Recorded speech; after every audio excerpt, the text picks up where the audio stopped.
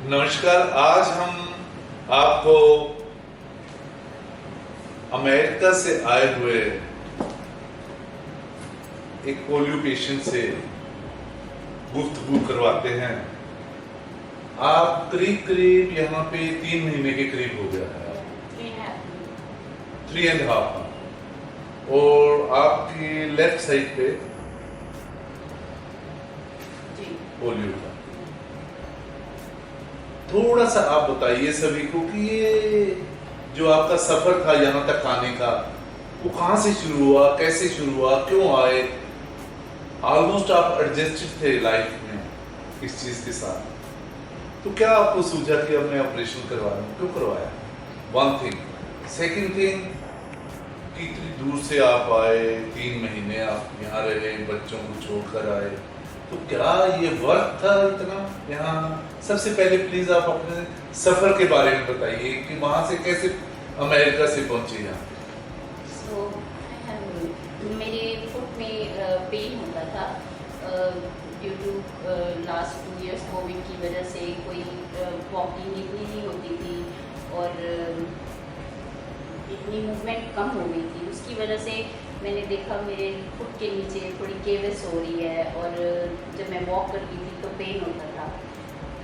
तो मैंने कुछ डॉक्टर्स के साथ अपॉइंटमेंट्स बनाई, पोडाइट्रिस्ट एंड ऑर्थोपेडिक्स, और उन्होंने सजेशन दी कि पहले उन्होंने मेडिसिन्स दी, उससे कुछ इफेक्ट नहीं हुआ। दैन फिर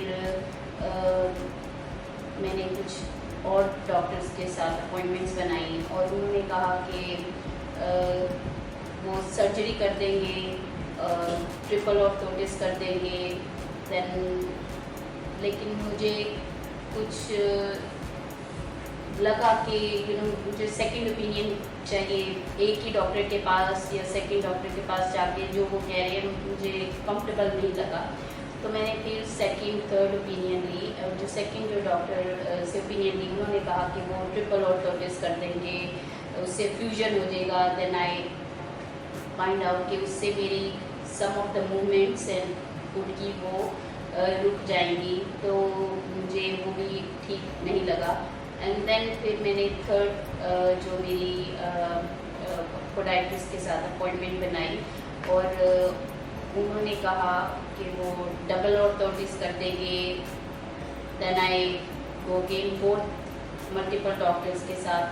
उन्होंने फोर्थ वाले ने कहा कि वो देयर इज टेंडन टाइट है पीछे से फुट का, ड्यू टू दैट वो सर्जरी करेंगे, टेंडन को रिलीज कर देंगे और उससे फुट है जो वो थोड़ा केवस कम हो जाएगी, फुट डाउन हो जाएगा। और लेकिन जब उनसे पूछते थे कि उसका रिज़ल्ट क्या होगा, तो वो इतने 100% श्योर नहीं थे। आई होप पे मैं अपनी मेरे हस्बैंड कहते कि अगर उनके पास श्योर नहीं है तो हम अपनी टाउन को उनके सामने एक्सपेरिमेंट नहीं कर सकते कि आप ओके जो मर्जी करें। So that's how like we go through all that time multiple doctors से ओपिनियन लेने के बाद then I went to fifth doctor which is surgeon, और उन्होंने नाम दिया कि इसका ट्रीटमेंट इंडिया में होता है, उसके कैंप्स हैं और वहाँ पे like minimal invasive technique use करते हैं। And so that's how we find out, and then उसको इज़ारो कहते हैं।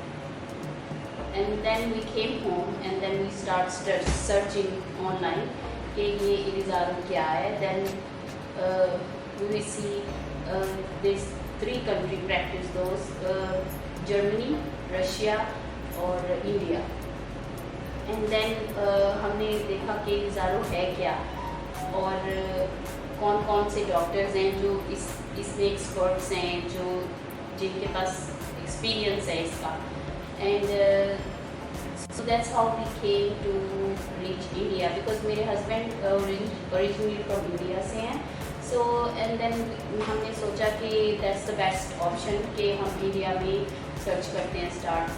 सो हमने अपना जो स्टार्टिंग पॉइंट हमने इंडिया में सर्च किया और यहाँ पे हमें डॉक्टर भोला हॉस्पिटल का पता चला और another hospital which is in Pune, लेकिन उनके पास इतना कोई बेस्ट एक्सपीरियंस नहीं था।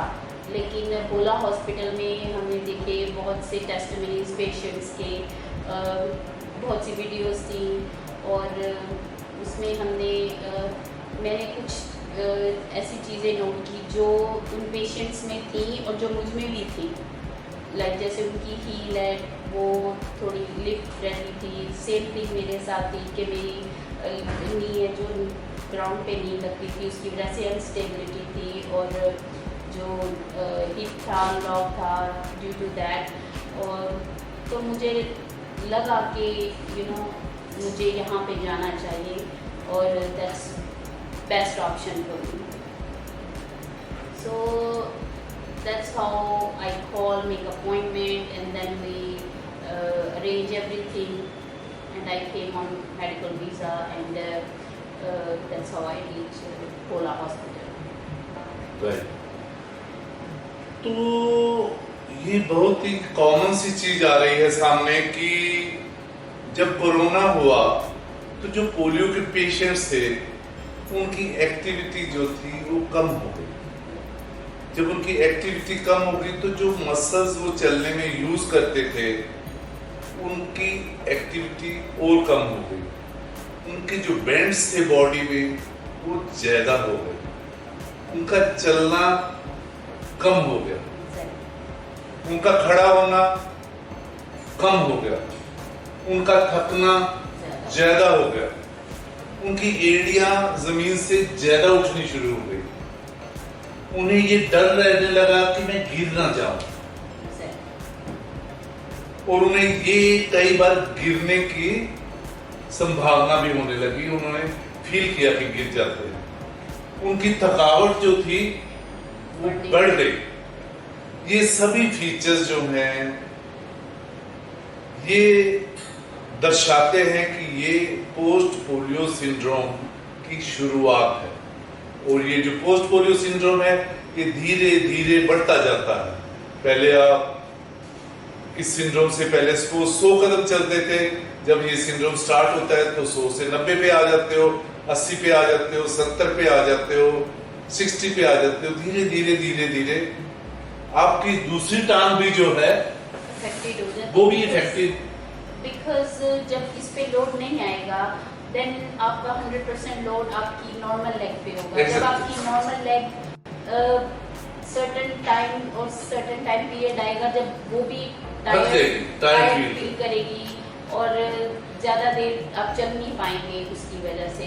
तो दैट्स द ये सारे फीचर्स, इवन बैक एक जो है वो भी ज्यादा होना शुरू हो जाता है क्योंकि मल्टीपल बेंड्स नी में, हिप में, फुट में आने शुरू हो जाते हैं। तो उसके बाद आप यहाँ पे आए, तो यहाँ पे करीब आपके 3.5 महीने के करीब जब मैं यहाँ आई तो यहाँ पे बहुत से पेशेंट्स थे, 15 मोर देन 15 और सबका यही पोलियो अफेक्टेड थे, सबके इश्यूज एक जैसे थे। तो उनसे मैंने डिस्कस किया, उनसे बात की, कॉन्वर्सेशन हुई जब उनसे, तो मुझे मोर कंफर्टेबल लगा कि I came here, so that's the best decision.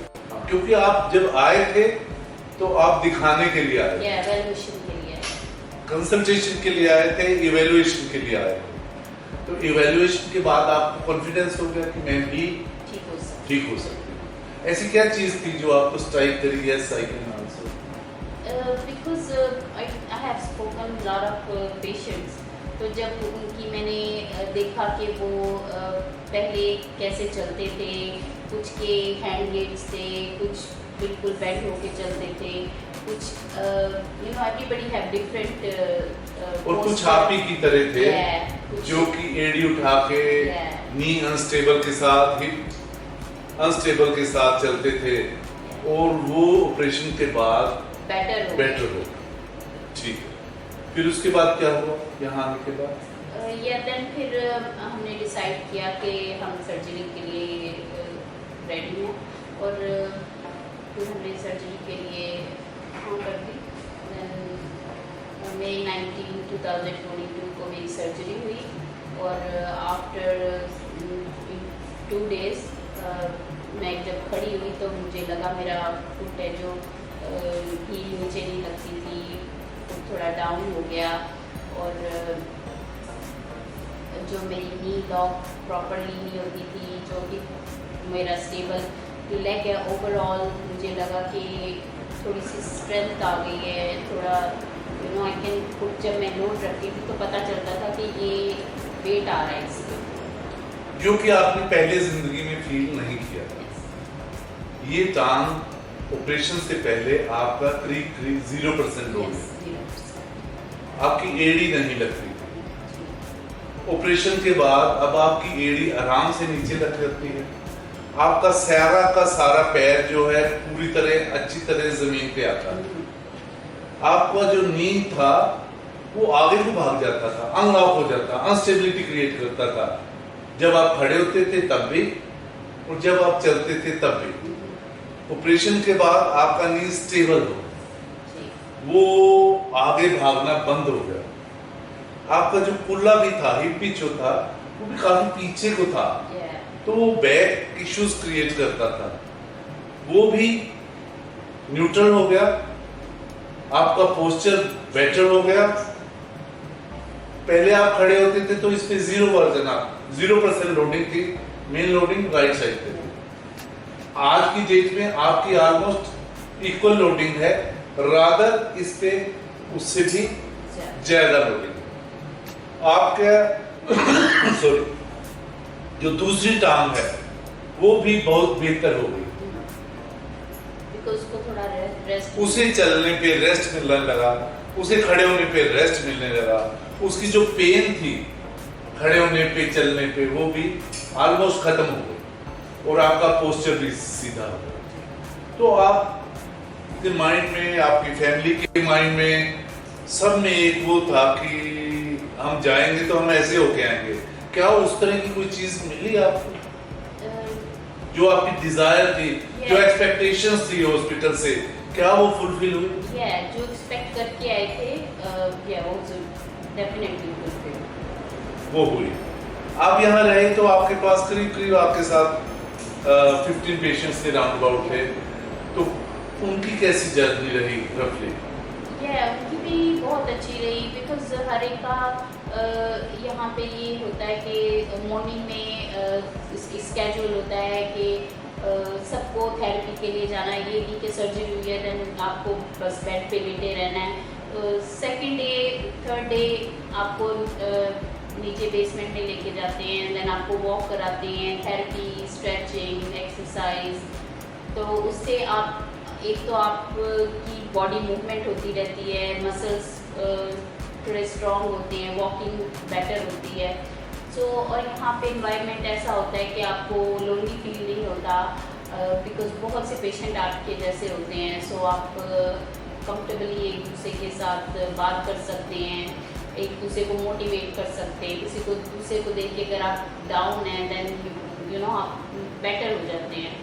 तो ऐसा सबके साथ यही था कि कुछ फ्रेंड्स थे वो बेटर हो गए, उनका फेवरल हुआ, वो चले गए, और कुछ इन प्रोसेस में है। आप अमेरिका में रहते हैं, बहुत अच्छे वेल टू डू हैं, और सारे वर्ल्ड में कहीं पे भी ये सर्विसेज अगर हों तो आप उन्हें अफोर्ड भी कर सकते हैं और जा भी सकते हैं। तो आपको ऐसा तो नहीं लगता कि इससे बेटर भी कोई सर्विसेज हो सकती थी? नहीं है, मुझे लगता नहीं है, because I think this is that's how we pick this Apollo hospital, because मुझे लगता नहीं कि इससे बेटर कोई और कर सकता है और कोई हो सकता है। आपको यहाँ का एनवायरनमेंट, कोई किसी तरह की कोई परेशानी हुई हो यहाँ पे? यहाँ पे डॉक्टर स्टे के लिए और कोई इशू किसी भी तरह का नहीं है सच, क्योंकि ये बहुत छोटी सी जगह है इंडिया की कुरुक्षेत्र, और अमेरिका जहाँ से आप आए हैं बहुत बड़ी एक कंट्री है, एक छोटी सी जगह पे आना आपको ऐसा नहीं लगा बड़ा फनी सा और सब स्टैंडर्ड आई मीन तो से ऐसा कोई? नहीं, सच कोई ऐसा इशू तो नहीं, सभी बहुत कोऑपरेटिव थे। स्टाफ जब कभी मुझे इवन दो रात है दिन है 24/7 व्हेनेवर कॉल दे ऑलवेज उसी टाइम आ जाते थे, ड्रेसिंग के लिए, मेडिसिन के लिए, कोई फीवर है उसके लिए, तो कभी कोई ऐसी प्रॉब्लम नहीं हुई। ये जो आपकी टांग है इसके अंदर ये पिन्स डले हुए हैं जिन्हें हम शांस पिन कहते हैं, तो ये जो पिन्स हैं देखने में बहुत हॉरिफाइंग लगते हैं, पता नहीं डू यू थिंक कि ये इतने हॉरिफाइंग हैं या आप जब चलते हो तो ऑलमोस्ट भूल जाते हो कोई ऐसी चीज है? Are you comfortable with that? या बिकॉज मुझे लगता है अगर ये नहीं होती तो हम आगे वॉक करने, अच्छी वॉक करने के लायक नहीं होते, लेकिन इसकी वजह से अगर ये नहीं होती तो हमारी लाइफ है थोड़ी डिफरेंट होती, वो भी दर्द के साथ होती, चलते रहते। और लेकिन इसके साथ है दर्द होता है बट लेकिन हमें अच्छा फ्यूचर दिखता है कि हम बेटर हो सकते हैं, हमारे पास ऑप्शन है कि थोड़ा सा दर्द बर्दाश्त करके we should get on life. इस सारे ये जो एक यज्ञ हुआ है आपका, ये जो ऑपरेशन है एक बहुत बड़ा यज्ञ हुआ है, इसमें सबसे ज्यादा आहुति किसका कंट्रीब्यूशन सबसे ज्यादा? सबसे ज़्यादा तो मेरे हस्बैंड ने, उन्होंने मुझे बहुत मोटिवेट किया और आफ्टर दैट डॉक्टर बोला थैंक यू सो मच आपका कि आपकी वजह से मैं ऐसे बेटर चलने के लायक हूँ। मुझे लगता है इसमें बहुत बड़ा कंट्रीब्यूशन जो है वो आपके बच्चों का। कितने बड़े बच्चे हैं आपके? मेरा 12 ईयर का बेटा है, 12 साल का। अच्छा। और बेटी 7 साल की। 7 साल की बिटिया है और आपको 3 महीने से ज्यादा, तो वो बहुत, आप भी उन्हें मिस करते होंगे, वो भी मिस करते होंगे। जी, मैंने कभी उनको छोड़ा नहीं, this is first time life में मैं उनको छोड़ के आई हूँ। तो लेकिन यहाँ आने से पहले मुझे था पता नहीं टाइम कैसे पास होगा, मैं क्या करूँगी, लेकिन यहाँ आने के बाद टाइम ऐसे गुजर गया कि पता ही नहीं चला। एक्सरसाइज, अगेन रूम में जाना, देन लंच करके अगेन एक्सरसाइज, तो end of the day tiredness होती है, देन जस्ट स्लीप, आप अच्छी नींद लेते हैं। सो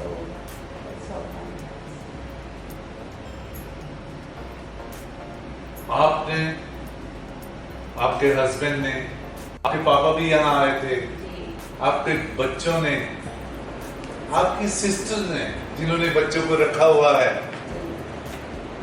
मैं भोला हॉस्पिटल की तरफ से, अपनी तरफ से, तहे दिल से शुक्रगुजार हूँ कि आपने इस हॉस्पिटल को चुना अपने इलाज के लिए। और आपको जिंदगी में कभी भी इस तरह का कोई भी इशू क्रिएट होगा, कुछ होगा, आप कभी भी हमारे से डायरेक्टली बात कर सकते हैं। और मुझे लगता है जितने भी पोलियो के पेशेंट यहाँ ऑपरेशन करवा के गए हैं, विद पैसेज ऑफ टाइम उनकी इम्प्रूवमेंट बढ़ती गई है। तो आपकी भी बहुत बढ़ेगी और इंशाल्लाह आप और ज्यादा बेहतर होते जाएंगे। और I am highly impressed the kind of family background you have, खासकर आपके husband who is ever smiling, जिनकी नॉलेज इतनी है कि मुझे बड़ा वो होता है, आई फील सो स्मॉल, इतनी वास्ट नॉलेज और उसकी एप्लीकेशन। और ऐसे आदमी का फैमिली में होना ही एक बहुत ही बड़ा एक बूम है, क्योंकि अगर ऐसा इंसान फैमिली में होता है उसी के कारण ही आप आ पाए। आम आदमी का इतनी दूर तक आ पाना बहुत ही मुश्किल है। उन्होंने रियल में, I must say, he is not only true husband, he is a true lover, कि उसने इतना ज्यादा डेडिकेट किया है। जो कि मैं अपने लिए कई बार समझता हूँ कि मैं अपने लिए भी नहीं कुछ कर पाता, वो उन्होंने आपके लिए किया।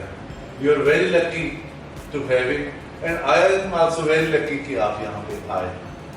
और इन सब चीज़ों के साथ मैं आपका बहुत बहुत शुक्रगुजार हूँ, आपका, परिवार का, और एक बार आपके बच्चों के लिए और आपके हस्बैंड के लिए, आपके हिम्मत के लिए हम दोबारा दाद भी देते हैं और परमात्मा से, अल्लाह ताला से प्रेयर भी करते हैं कि आप जिंदगी में और सफल हों, बेहतर हों।